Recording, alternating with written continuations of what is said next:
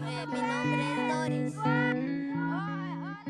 T'expliquer, là, qu'est-ce qui a déclenché ma passion pour la solidarité internationale.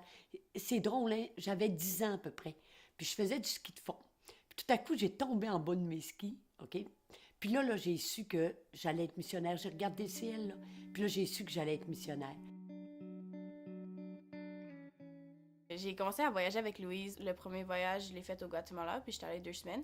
Puis après ça, moi, je me disais, tu sais, ben, je vais voyager dans d'autres pays, puis tout, parce que c'est le fun de voir différentes cultures. Mais en faisant ce voyage-là, je me suis tellement attachée aux gens que j'ai rencontrés là-bas.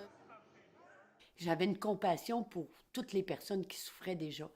Puis là, après mon premier voyage de solidarité internationale, c'est sûr qu'une fois que tu as vécu, que tu as vu de tes yeux, si tu te demandes après pourquoi que je fais de la solidarité internationale, c'est que je les ai vus. Moi, là, j'ai vu des enfants mourir de faim. Tu comprends? J'ai vu des bébés, là, être en malnutrition sévère. Que si on fait rien, là, ils vont mourir. Donc, une fois que tu as vu ça, là, tu peux pas rester chez vous puis dire, ah, je continue ma petite vie normale. Il faut absolument que tu fasses des changements.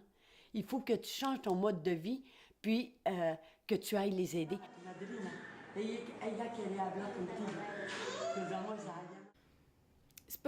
Nous, on n'essaie pas juste de venir en aide avec eux comme ça, puis comme après les abandonner, puis dire qu'on a fait notre aide, genre. C'est comme de l'investissement, puis faut être là, puis il faut être capable de dire que, genre, tu y retournes. C'est pour ça qu'on essaie vraiment de bâtir avec leur communauté, puis demander qu'est-ce qu'ils ont besoin, puis tout. Puis c'est ça qui m'a poussée à retourner, parce que je sentais que j'étais comme une partie de leur communauté dans un sens.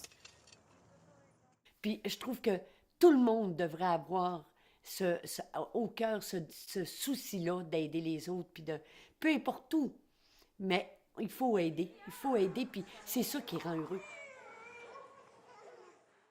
Au Guatemala, j'ai deux centres.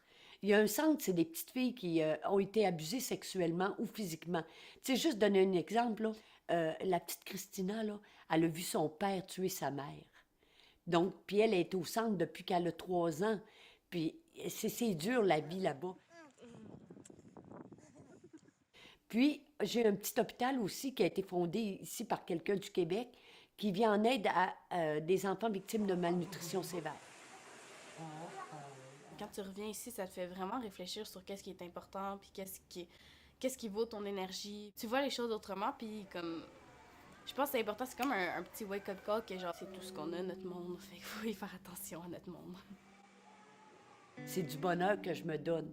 Donc, c'est pour ça que je fais de la solidarité internationale.